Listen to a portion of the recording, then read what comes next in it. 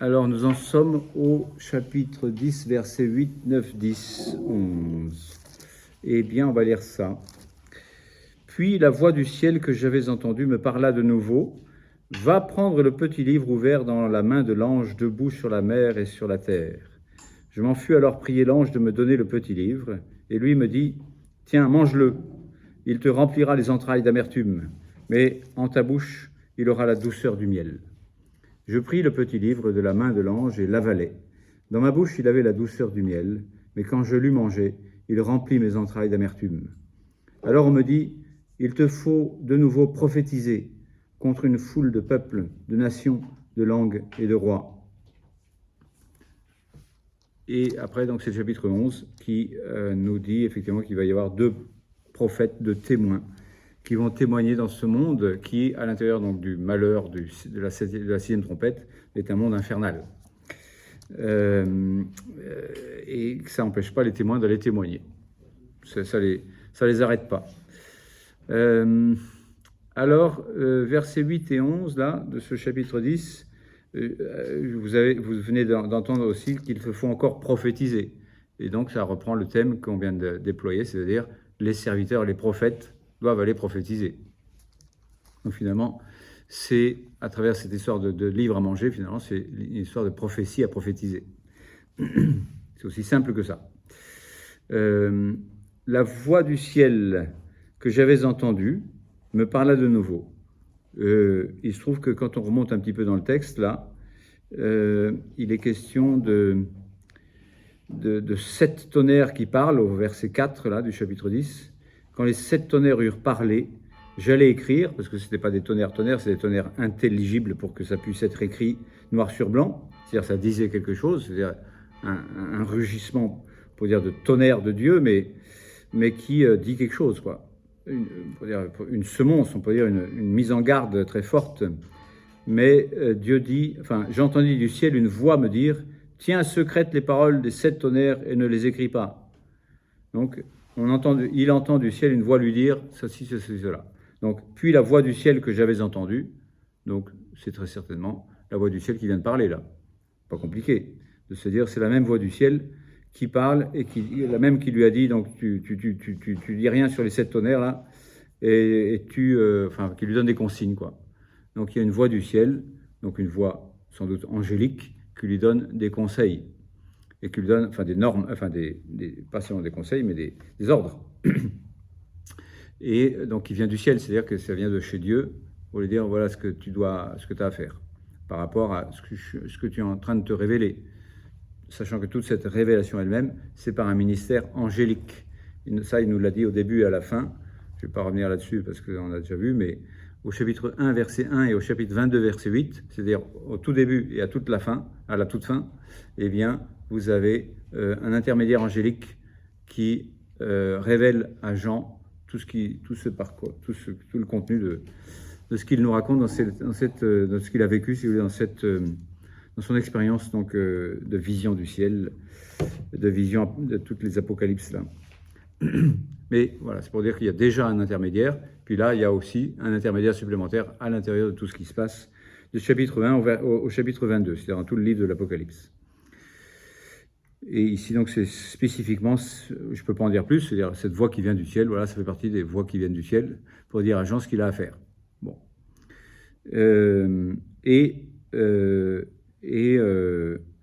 On peut dire simplement, rien qu'avec ce contexte, qu'on avait déjà parlé, c'est que cet ange, je vais relire 10.1.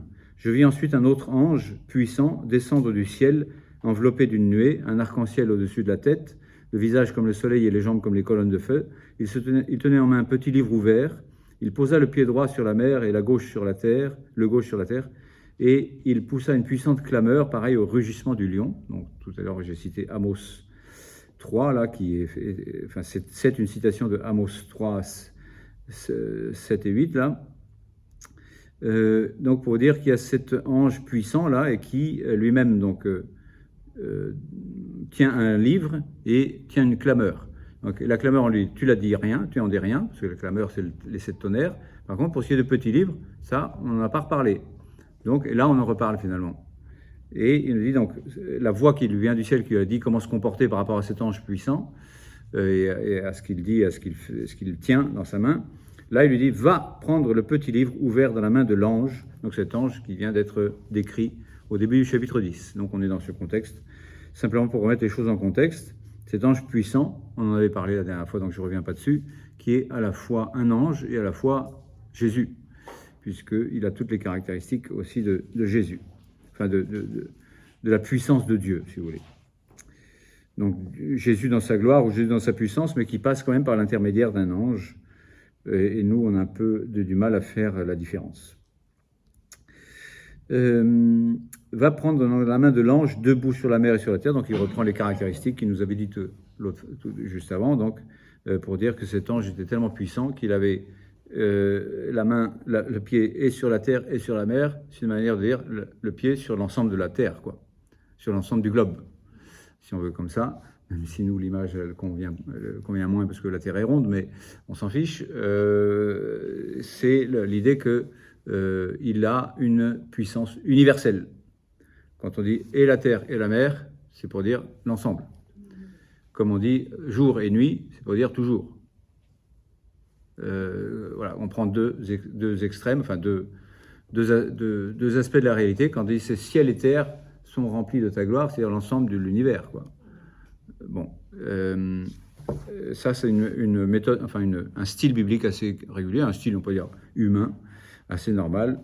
Ça, le terme technique s'appelle un mérisme, mais je vais vous épargner. Trop tard, je l'ai dit, mais en tous les cas, c'est pour dire voilà, c'est ce que je viens de vous décrire. Donc l'ange, on peut dire à la fois il est universel et à la fois quand même il devient objet de relations, on pourrait dire,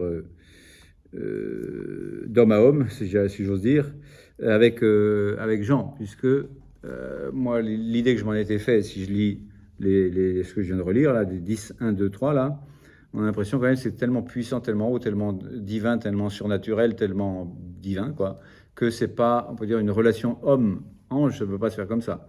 Bah, là, finalement, il nous dit que si. Va prendre le petit livre ouvert dans la main de l'ange debout sur la mer et sur la terre. Donc, à la fois, il est immense, et à la fois, tu peux aller lui prendre le livre dans la main. Donc, moi, ça me pose question de cette façon d'avoir d'un seul coup, finalement, redimensionné l'ange à une possibilité relationnelle.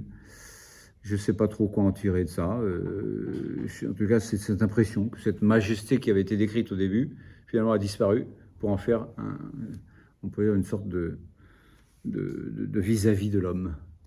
Un peu comme Jésus. Un peu comme Jésus, voilà. En effet, on peut dire, bah oui, c'est cet ange, finalement, comme Jésus s'est incarné, finalement, il a beau être le Tout-Puissant, il s'est fait, il a fait une relation d'homme à homme. Voilà, pourquoi pas, en effet, ça peut être la réponse.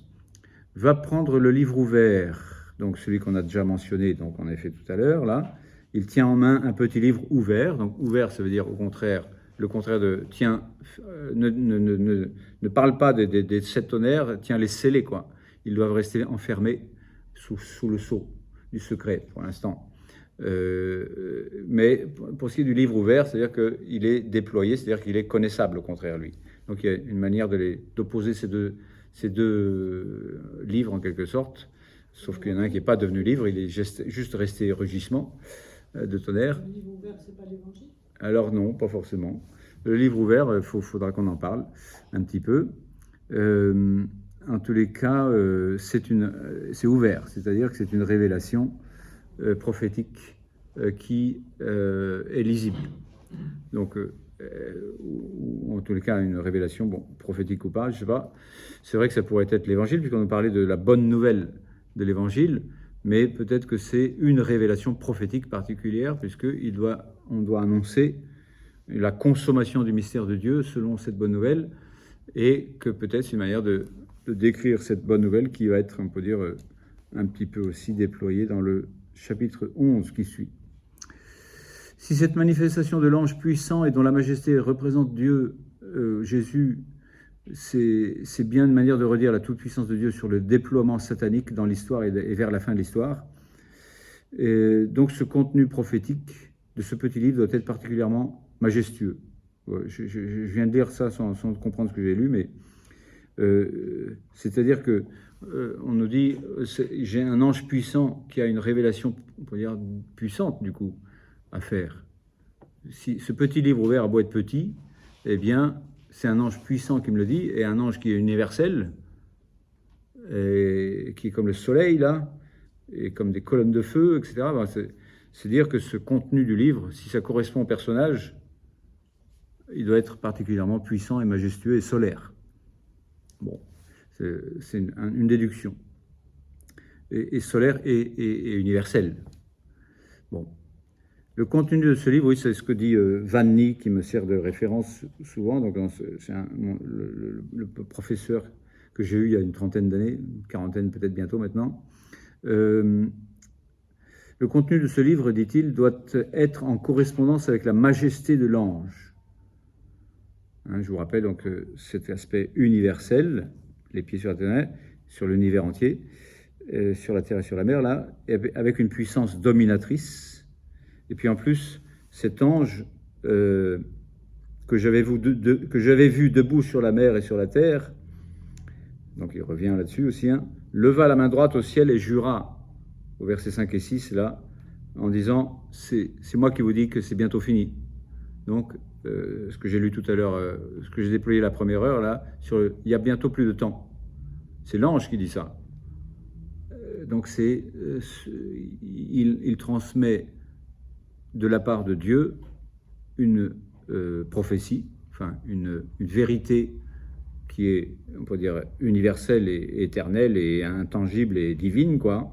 Il lève la main droite au ciel et jure par celui qui vit dans les siècles et les siècles, qui crée le ciel, la terre, tout ce qui contient la mer et tout ce qui contient la mer et tout ce qui contient, Dieu et Dieu. Je vous le jure, et ça va se passer comme ça. Donc il y a quelque chose de indiscutable, quoi. En tout cas, c'est divin. Et cet ange, donc, il est peut-être, voilà, il est proche du divin, en tout cas, même si on peut peut-être presque le confondre avec Jésus, avec Dieu. En tous les cas, il jure de façon définitive et déterminante et dominatrice, voilà. C'est le Seigneur, quoi. Seigneur, ça veut dire dominus, celui qui domine, celui qui est le Seigneur. Donc, il y a quelque chose de seigneurial et de dominateur dans cet jurement, et par celui qui est le Dieu créateur de tout, là. Et finalement, il dit, c'est bientôt moi qui donne les règles du jeu, de toute façon, c'est bientôt fini. Et même si je ne peux pas vous dire tous les tonnerres qui vont arriver à la fin des temps, que c'est bientôt fini, là, je vais quand même vous donner une révélation prophétique particulière. Et cette révélation prophétique particulière, je la donne à Jean. Donc, va prendre ce livre. Il va être quand même doux comme du miel.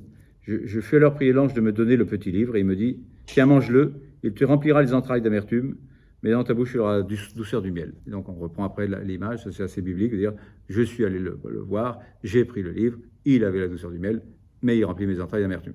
Donc, on reprend tout en miroir un petit peu aussi. Et finalement, donc ce rugissement prophétique, là, je vous avais déjà dit aussi, pour ce qui est du rugissement des 7 tonnerres, c'est pas pour ce qui est de ce petit livre.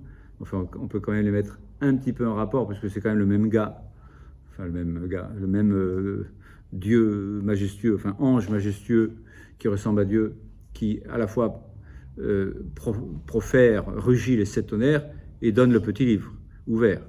Donc, même si c'est pas la même chose, il y a quand même un petit rapport, au moins pour ce qui est de l'origine. Enfin, l'origine divine, certes, mais pour ce qui est de l'origine du même personnage qui à la fois tient les deux, quoi. Bon, après, c'est sûr que c'est deux choses qui sont bien distinguées, comme je vous dis, à la fois une distinction, à la fois une non-séparation. En tous les cas, donc pour ce qui est de j'avais, on peut dire, pris cette image, puisqu'on est dans le 6e malheur, et que ce 6e malheur, en plus du 5e malheur, le 5e malheur nous disait, le puits de l'abîme s'est ouvert et l'ensemble des démons se sont répandus sur la terre comme un nuage de sauterelles. Et puis en plus, au 2e malheur, on dit ce nuage de sauterelles, c'était 200 millions de cavaliers, de démons, qui étaient donc épouvantables de pied en cap. Et même la queue a une puissance de serpent qui peut vous mordre et vous bouffer, etc. Enfin, épouvantable. Et en fait, là, il y a un rugissement pour dire quoi? Moi, j'avais pris cette image, de dire, maintenant, vous rentrez tous dans votre trou, là. Parce que c'est Dieu qui domine, quoi. Donc, vous êtes répandus, comme des rats sur cette terre. Il y a quelqu'un qui claque du doigt et tous les rats rentrent dans leur trou, quoi. Enfin, c'est un peu l'image que j'ai. C'est pas... Donc faire rentrer Satan dans son trou, même s'il s'agit donc voilà, de choses assez impressionnantes et qui sont même tellement impressionnantes que Dieu dit, enfin, le commandement, c'est « tu n'en parles pas pour l'instant ». Le commandement qui est donné à Jean, donc, qu'il exécute, hein, et avec une description détaillée, quasi liturgique. On est au ciel en même temps, puisque c'est quelqu'un qui vient du ciel, enfin on est sur terre, puisqu'on est sur terre et sur mer, mais voilà, en rapport avec la verticalité quand même, puisque c'est quelqu'un qui vient du ciel, puissant descendre du ciel, donc descendre du ciel c'est vertical, et sur la mer et sur la terre, c'est-à-dire ça c'est horizontal, mais universel. Donc cette espèce de croix, on peut dire, enfin, cette espèce en tout cas de scène, nous fait penser donc à une scène liturgique un peu solennelle, où on peut dire qu'il y a une relation entre le divin et l'humain. Et donc il nous redit à nouveau, si vous voulez, l'importance de ce petit livre ouvert et donc de son contenu, parce que c'est pas tellement le livre qui nous intéresse, c'est le contenu. Et ce contenu, donc, il est signifié par le fait qu'il faut le manger. Manger, ça veut dire quoi? Manger un livre. C'est pas physiquement manger un livre, évidemment. Ça vous est jamais arrivé de manger un livre. Par contre, vous avez pu dire quelquefois, ah, je l'ai dévoré. Ben oui, vous l'avez mangé du coup. Ben oui, mais sans le manger physiquement. Donc c'est une image, une métaphore pas trop difficile à comprendre, que manger un livre, c'est assimiler son contenu. Pas seulement le dévorer au sens de dire ça m'a passionné, puis après j'ai tout oublié, mais ça m'a passionné, je l'ai dévoré au sens où je l'ai assimilé aussi. Je m'en suis servi pour ma construction personnelle, pour ma nourriture personnelle, quoi. Ça pourrait pas être un parallèle à l'Eucharistie? Manger, effectivement, donc c'est pas loin, mais à la messe, en effet, on écoute la parole de Dieu et on mange Jésus. Et donc il y a un lien à faire entre le fait que Jésus nous ait ouvert l'esprit pour pouvoir assimiler lui-même, finalement. Donc manger, c'est-à-dire intégrer, assimiler intellectuellement, mais aussi assimiler, on peut dire, intellectuellement aussi au sens de la méditation, et ensuite intégrer dans l'agir, quoi. C'est pas seulement de l'intellect, c'est de l'aspect pratique. C'est-à-dire que le prophète qui reçoit une prophétie, c'est normal aussi, doit vivre ce qu'il prophétise. Sinon, il est contre-exemple. Si c'est quelqu'un qui doit parler au nom de Dieu, tout à l'heure j'ai déployé cet aspect-là, hein, de dire que le prophète doit dire « ça va pas comme ça ».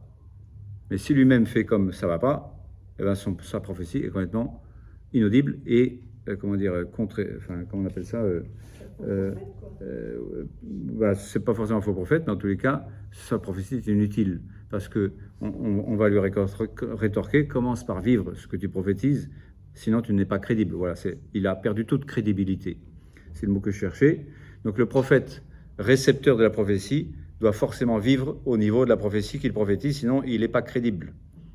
Et donc c'est aussi pour nous les chrétiens, forcément, si on veut être chrétien pour que les autres puissent le devenir, il faut commencer par l'être vraiment. Il ne faut pas faire semblant. Il faut vivre au niveau de ce que l'on prophétise. Et malheureusement, donc on sait bien que ce n'est pas toujours le cas et qu'on fait le mal qu'on ne voudrait pas faire, qu'on ne fait pas le bien qu'on voudrait faire, mais malgré notre faiblesse, on se dit, il est évident que je dois être cohérent et que si je dois parler par ma vie d'abord. Et si je dois parler par mes paroles, il faut que les paroles correspondent à ma vie. Et il faut que mes paroles correspondent même, que je ne parle pas de Dieu seulement des lèvres. Il faut que le cœur soit proche de Dieu. Ce peuple m'honore des lèvres, mais son cœur est loin de moi, prophétise Isaïe. Donc il faut forcément être proche de Dieu, être des intimes de Dieu. D'ailleurs, le prophète, c'est un ami de Dieu.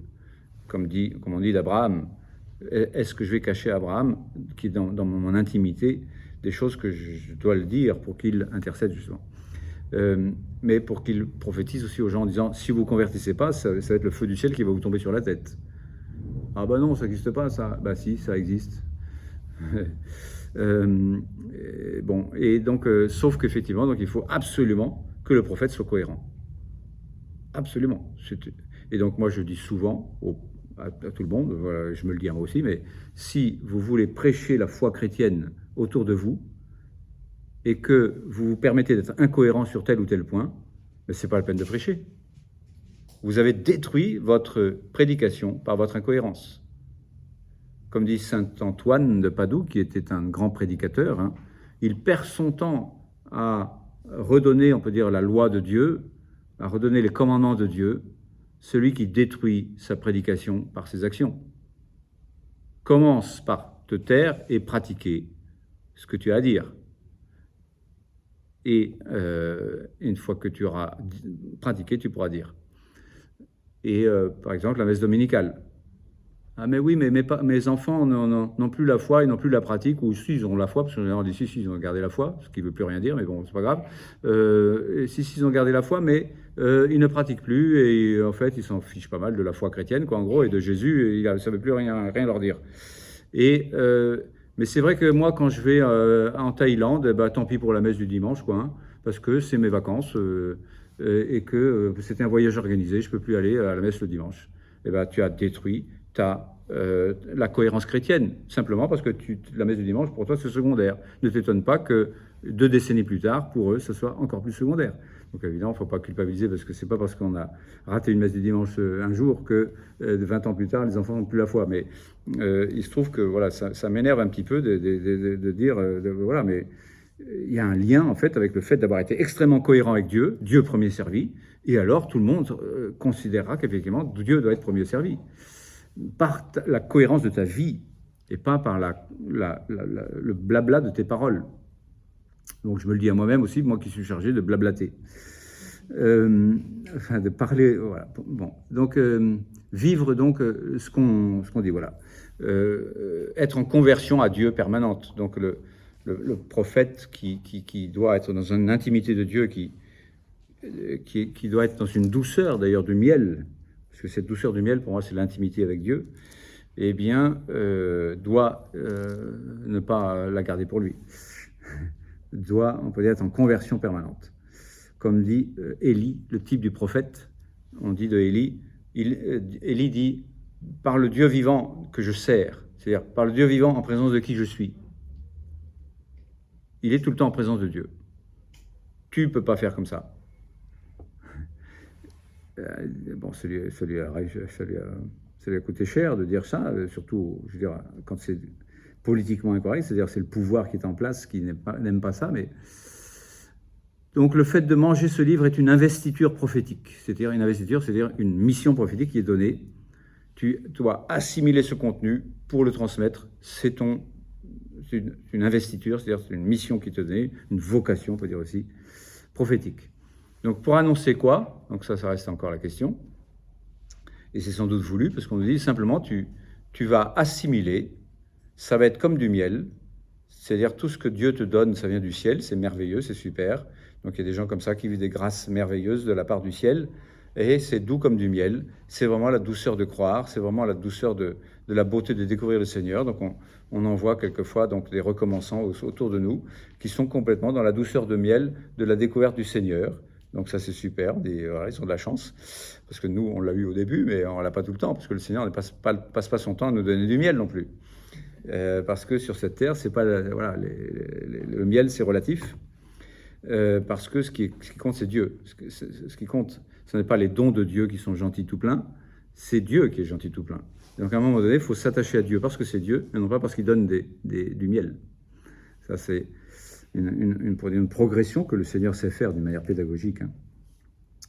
Donc ça reste en question, qu'est-ce que c'est que ce contenu, en tous les cas, de ce fameux livre ouvert qui contient une prophétie, qui est donc sans doute assez déterminante à l'intérieur de ce sixième trompette ou deuxième malheur qui décrit donc, on peut dire, le monde extrêmement envahi de Satan et extrêmement, on peut dire, inconverti, parce que ce qu'on avait lu aussi que c'était le centre un petit peu de toute cette section-là, c'était que le but, c'était la conversion, et que le malheur, c'était de ne pas se convertir. Hein, je ne vais pas relire, mais je lis quand même. Ils ne cessèrent d'adorer les démons, et toutes sortes d'idolâtries, et ils n'abandonnèrent ni leur meurtre, ni leur sorcellerie, ni leurs impuretés, ni leur vol. Donc c'est ça le problème. C'est quoi ces démons? C'est pas des démons pour faire des démons, c'est que vous êtes complètement à côté des 10 commandements. C'est ça le problème. Et que ceux qui vont lutter contre le démon tout à l'heure, enfin au chapitre 12, finalement, c'est ceux qui gardent les commandements. C'est pas plus compliqué que ça. Il faut arrêter de dire c'est compliqué. C'est pas compliqué. Gardez les commandements. Ah oui, mais c'est quoi les commandements? Réviser. Et donc pour dire, voilà, le monde est devenu un enfer du fait qu'on a fichu en l'air les 10 commandements de Dieu. Et on dit à Dieu, c'est ta faute en plus. Ben non, c'est vous qui êtes responsable du chemin que vous prenez. Et du coup, il se trouve que la nature ayant horreur du vide, si vous bazardez Dieu, vous aurez le diable. C'est évident. Donc dès que vous éteignez la lumière, il fait nuit. Dès que vous enlevez Jésus-Christ, c'est la nuit. Donc démonologie puissante de ces chapitres-là, de ce premier malheur, de ce deuxième malheur, et sans parler encore du troisième qu'on doit encore voir. Donc démonologie de l'histoire, et finalement, au milieu, eh bien, un petit livre ouvert, bonne nouvelle, serviteurs les prophètes, allez annoncer, quoi? Ça reste en question encore. Allez annoncer, en tous les cas, pour l'instant, pour vous, ça va être merveilleux, de communion avec Dieu, et en même temps, ça va être amer, de confrontation avec le monde. Ça, c'est le boulot du prophète. Oui, c'est super de goûter Dieu. D'ailleurs, à un moment donné, Jérémie, qui en a bavé, lui, d'être prophète, d'ailleurs, il a fait des jérémiades, il dit, voilà, quand tes paroles se présentaient, Seigneur, je les dévorais. C'était l'allégresse et la joie de mon cœur. Et cependant, après, il a fallu que je dise, ouais, violence et dévastation, ça va plus aller comme ça du tout. Qu'est-ce que tu as à nous faire suer, toi, avec tes histoires? Paf, il se prend une grosse baffe de la part du chef des gardes du commandement du temple, quand même. C'est sérieux, quand même. Ici, on est au temple, tu rigoles pas avec ça, quoi. Oui, mais je suis désolé, mais moi, je viens de la part de Dieu pour dire convertissez-vous parce que vous êtes en train de faire de l'idolâtrie au lieu de servir Dieu. Donc, voilà, ce Jérémie, voilà, il faut dire le type de prophète qui goûte, on peut dire, la communion avec Dieu et qui en même temps souffre l'amertume, en particulier même physique, on peut dire, de se prendre des coups et même d'être tué, quoi, d'être mort martyr. On ne sait pas comment il a fini, mais enfin on suppose. Voilà. Alors pour ça, il faut aller pour ça. Enfin, je veux dire ce que je suis en train de lire, mais disons c'est plus clair encore dans l'investiture prophétique d'Ézéchiel, parce qu'il se trouve qu'à peu près pour tous les prophètes, pour beaucoup de prophètes, on a la description de leur vocation, la description de leur investiture prophétique, c'est-à-dire du moment où on dit « Moi, je te prends comme prophète, ça va être merveilleux et douloureux. Ça va être joyeux et douloureux. » Mais on peut dire la joie l'emportera toujours sur la douleur, de toute façon. Et donc voilà, il me dit, enfin, dans Ézéchiel 1, Ézéchiel a une vision incroyable de Dieu, qui est à la fois 4 tout en étant 1. Et là, évidemment, on est dans, vous me disiez tout à l'heure, l'évangile. Bravo. L'évangile, c'est 4 tout en étant 1. Donc bref, il a, on peut dire, une vision de la gloire de Jésus-Christ révélée donc à travers 4 évangélistes qui sont un seul mystère de Dieu, révélé sur la face du Christ, comme dirait 2 Corinthiens, je ne sais plus, 2 Corinthiens 3 environ, qui dit voilà, le mystère de Dieu s'est révélé sur la face du Christ, et cette face, elle est 4, tout en étant 1. Et elle va dans 4 directions qui n'en sont qu'une seule. Bref, ça c'est le chapitre 1 d'Ézéchiel, qui est tout simplement une manière de... Enfin, tout simplement. C'est en fait une manière de prophétiser l'évangile, ou l'évangélisation, qui est à la fois quadruple, pour signifier aussi l'universalité, on peut dire, des 4 points cardinaux, et en même temps, donc, unique. Ça c'est le chapitre 1. Après, on arrive au chapitre 2.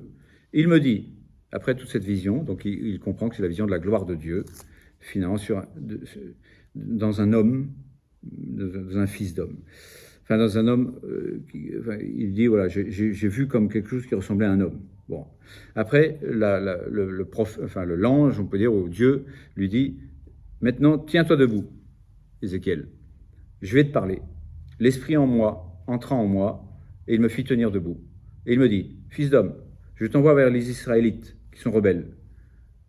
Et donc cette rébellion, donc ça ne va pas se passer. Voilà, même s'ils te contredisent, il va falloir que tu leur rentres dans l'art, quoi. Et toi, fils d'homme, écoute ce que je vais te dire et ne sois pas rebelle. Toi, mange, ouvre la bouche et mange ce que je vais te donner. Donc là, on est en Ézéchiel 2:8. Je regardais, voici qu'une main était tendue vers moi, tenant un volume roulé. Parce que donc il n'y a pas de livre à l'époque, il y avait des volumes, des rouleaux. Il le déploya devant moi, il était écrit au recto et au verso, pour dire que c'était assez universel aussi. Il était écrit lamentation, gémissement et plainte. Autrement dit, c'est difficile à gober. Je veux dire, si c'est des lamentations, des gémissements et des plaintes à donner aux hommes de la part de Dieu, ou en tous les cas, quelque chose qui ne va pas, quoi, c'est quand même pas très rigolo. Donc ça, c'est l'aspect un peu amer. Il me dit, fils d'homme, ce qui t'est présenté, mange-le. Mange ce volume et va parler à la maison d'Israël. C'est-à-dire, assimile le contenu. Je l'ouvris la bouche et il me fit manger ce volume. Puis il me dit, fils d'homme, nourris-toi et rassasie-toi de ce volume que je te donne. Je le mangeai et dans ma bouche, il fut doux comme du miel. Alors il me dit, fils d'homme, va vers la maison d'Israël et porte-leur mes paroles. Qui t'écoute ou qui t'écoute pas, tu leur diras ce que j'ai à leur dire. Lamentation, gémissement et plainte. Et ça sera moins doux que du miel. Ce sera amer. Donc voilà, il faut dire que ce que on a vu ici dans l'Apocalypse, chapitre 10, versets 8, 10, 12, 8, 9, 10, 11, eh bien, c'est une manière de parler de ce qu'Ézéchiel a vécu, avec les mêmes termes presque, pour dire finalement, j'ai eu une relation avec Dieu intime, qui m'a révélé qui il était, et qui m'a fait manger, on peut dire, ce que j'avais à assimiler. C'était doux, et en même temps, c'était dur. Enfin, c'était pas doux. Le contraire de doux, c'est pas forcément dur. Le contraire de doux, ça peut être amer aussi. Le doux et l'amer. Doux, c'est étonnant parce que c'est doux ou dur, doux ou violent, doux ou amer. Mais c'est doux. Donc,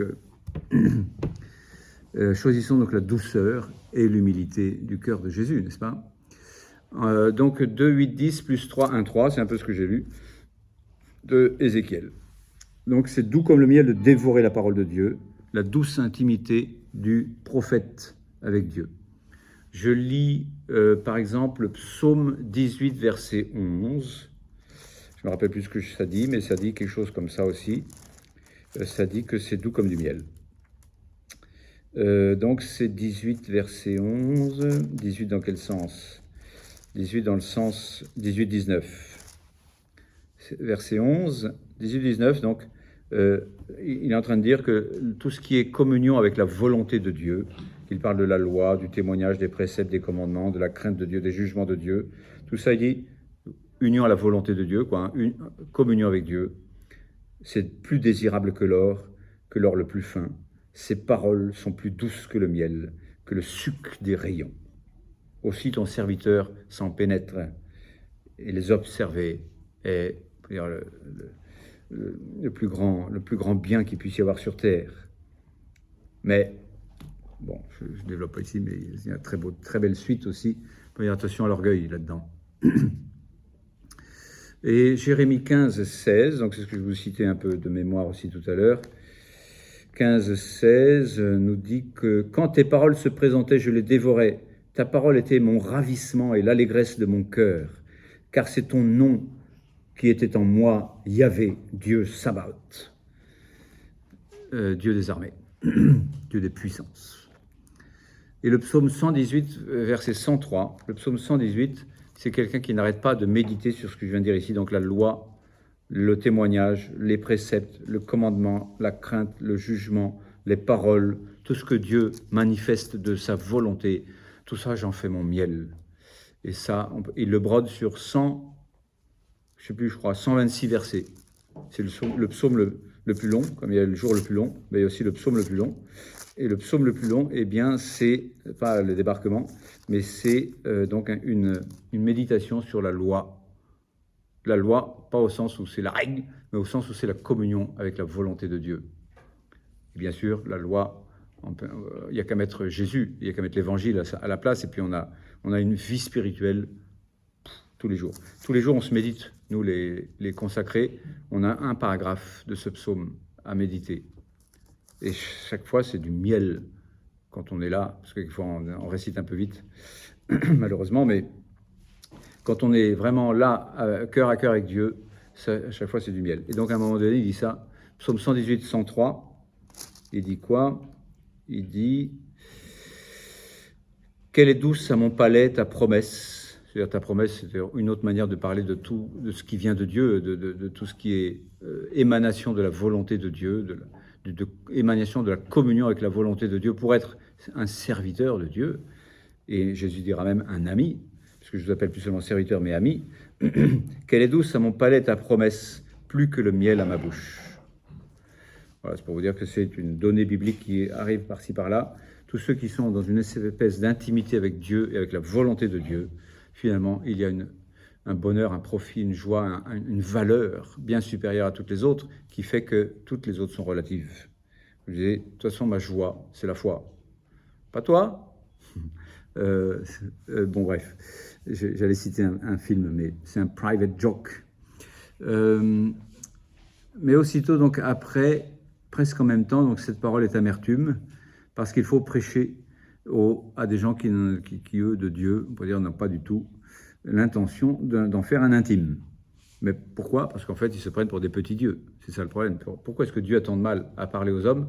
Parce qu'ils ont envie d'être des dieux. Pourquoi? Parce qu'il y a l'autre zigoto qui a inoculé cet orgueil. C'est le péché numéro 1, dont parle le psaume 18, que je n'ai pas développé tout à l'heure, qui fait que l'homme se croit Dieu et a envie d'être Dieu à la place de Dieu, comme l'autre qui voulait être calife à la place du calife. Et voilà, donc en même temps, donc amertume, parce que voilà, il faut aller prêcher que Dieu est Dieu à des gens qui disent mais non, je n'ai pas besoin de Dieu, moi. Je suis un petit Dieu à moi tout seul. Je me fends la gueule. Ça, c'est une autre allusion culturelle, moderne, si je puis dire. Donc, en tous les cas, le fait que malheureusement, effectivement, l'homme ne veut pas de Dieu. Donc, c'est ce que résume saint Augustin avec son génie de la formule lapidaire et éternelle, on pourrait dire. Deux amours ont fait deux cités. Jérusalem ou Babylone. Babylone, la terre, si vous voulez, infernale, et Jérusalem, le ciel, la terre, on peut dire, qui devient un ciel si on est avec Dieu, quoi. Deux amours ont fait deux cités, ou l'amour de Dieu jusqu'au mépris de soi, ou l'amour de soi jusqu'au mépris de Dieu. Donc voilà, choisissez votre camp, choisissez votre cité, parce qu'après c'est éternel. Et donc voilà, il faut aller prêcher la conversion. Il faut aller prêcher la conversion aux 10 commandements. Encore une fois, ce n'est pas complètement compliqué cette affaire-là. C'est tout simplement, tu honoreras Dieu, enfin tu adoreras Dieu et pas d'autres idoles. Tu sanctifieras, tu ne prononceras pas en vain le nom de Dieu. Combien de fois j'entends des gens qui disent, mais oh mon Dieu, si tu dis oh mon Dieu, tu parles à Dieu, ou tu dis que Dieu c'est Dieu.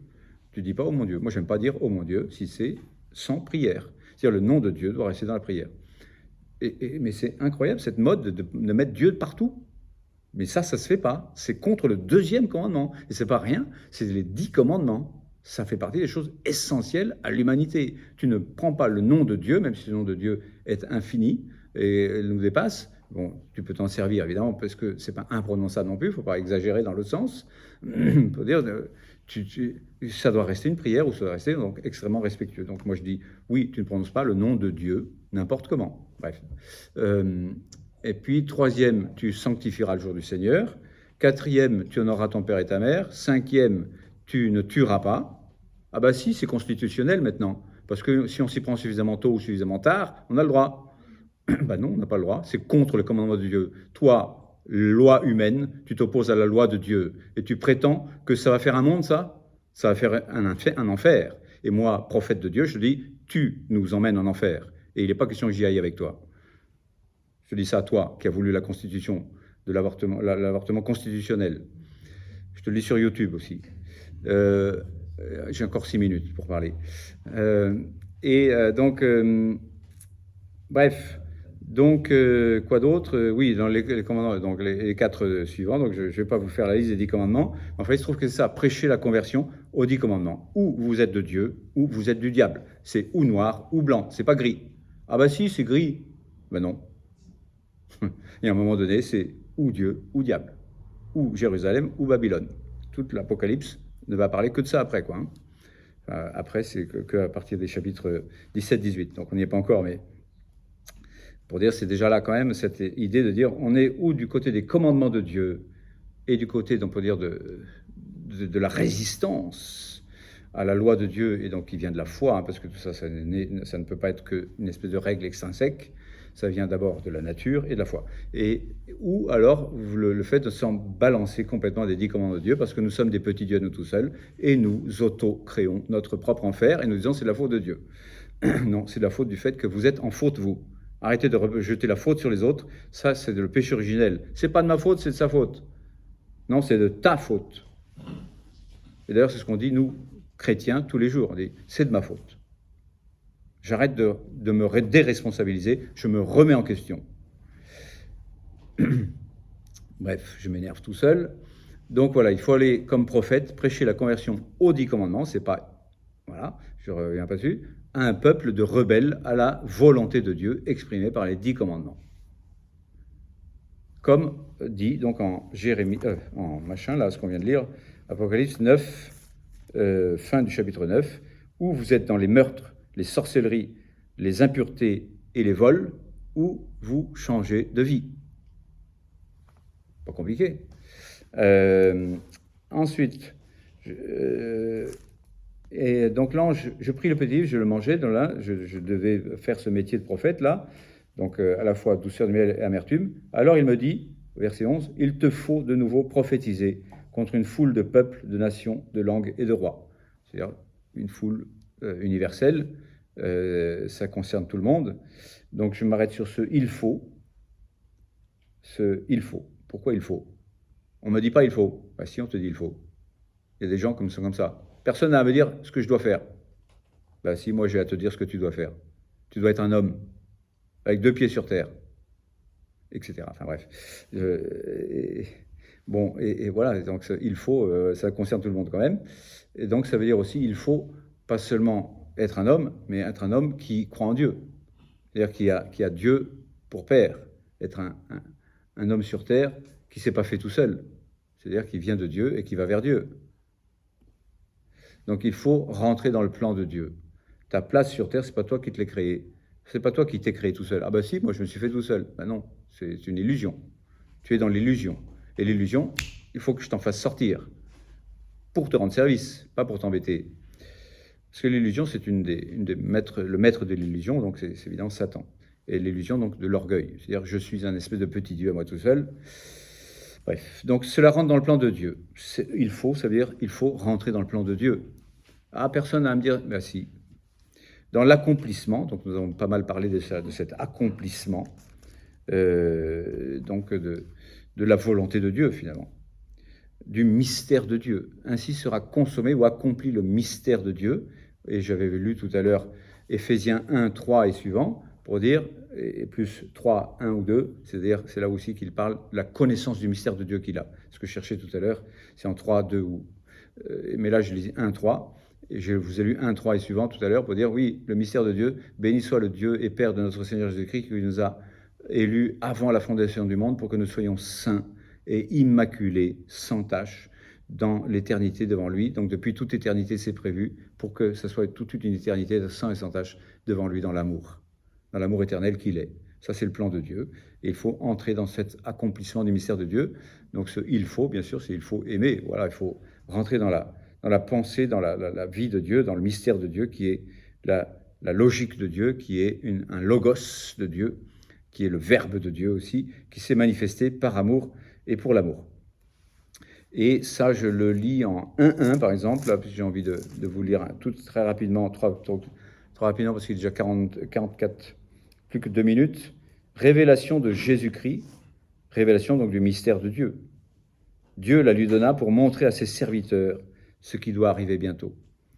Et 4.12, ça dit quoi 4.12.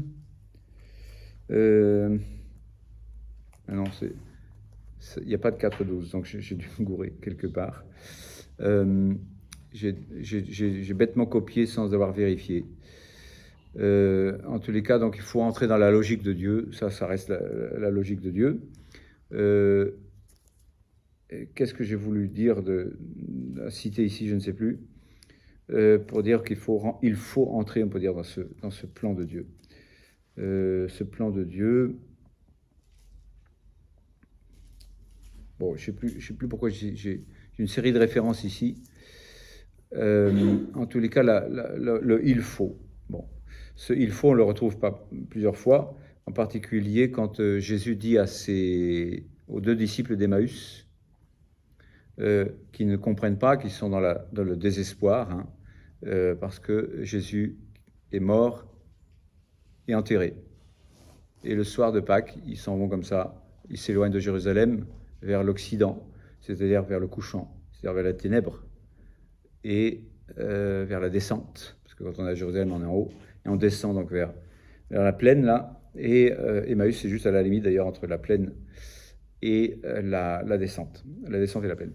Et ça s'appelle toujours Amois, donc pour moi, c'est un critère, et d'ailleurs, on a découvert une basilique constantinienne, c'est-à-dire de l'époque du IVe siècle, à cet endroit-là. Amois, parce qu'il y a des disputes à propos d'Emmaüs. Et donc, c'est les disciples d'Emmaüs donc arrivent là et descendent de là, désespérés. Et Jésus les rejoint en disant: pourquoi vous êtes si tristes et désespérés? Parce que Jésus est mort et que c'est fini, quoi. Comment ça, c'est fini?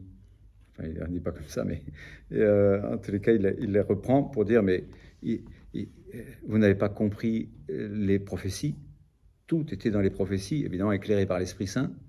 Pas seulement, pour dire, il ne fallait pas seulement raisonner de façon humaine et avoir, on peut dire, des pensées humaines sur le Messie. Le Messie, ici, est pris pendant 3 ans et demi pour vous dire: non, ce n'est pas selon ce que vous pensez du Messie que ça va se passer avec le Messie. Ça va se passer selon les prophéties, mais bien comprises dans l'Esprit Saint. Voilà. Et vous manquez l'Esprit Saint. Pas assez, en tout cas. Je vais vous l'envoyer. Parce qu'on est avant la Pentecôte, là. Et là, finalement, donc, il les éclaire peu à peu, et dans son éclairage, il leur dit: ne fallait-il pas que le Messie souffrit tout cela pour entrer dans sa gloire? Donc, mystère de Dieu, qui nous dépasse un peu, beaucoup, mais il fallait,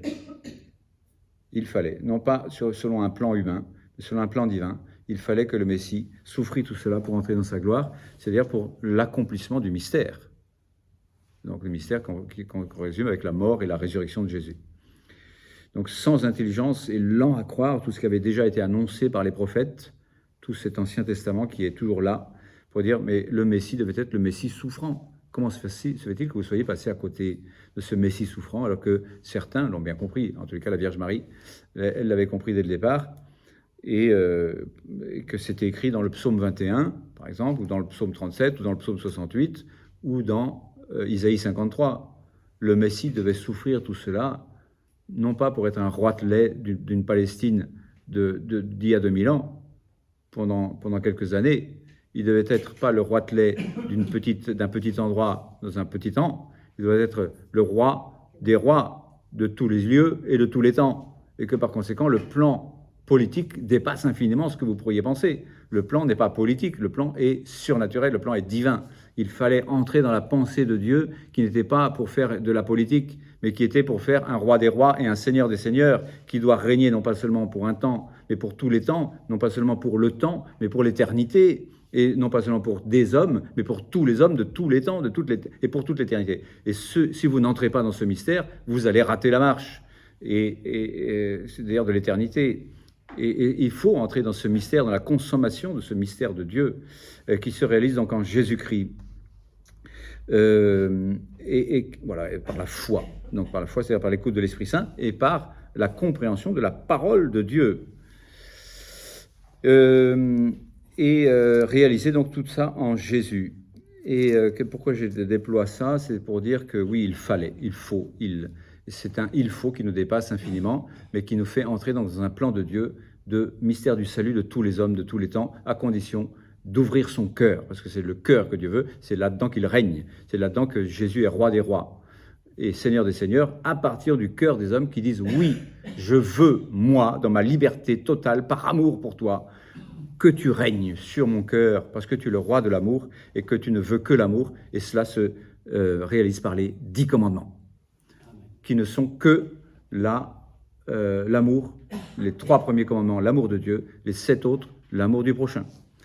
La réalisation parfaite de la loi. Donc comme ça fait déjà 49 minutes que je parle, eh bien je vais devoir m'arrêter là, et pour dire voilà, que ce qui est commandé, ce il faut, c'est le projet divin. Et ce projet divin, c'est effectivement l'amour en face de Dieu, on pourrait dire la charité, pour être dans la charité de Dieu, pour les siècles des siècles. Amen.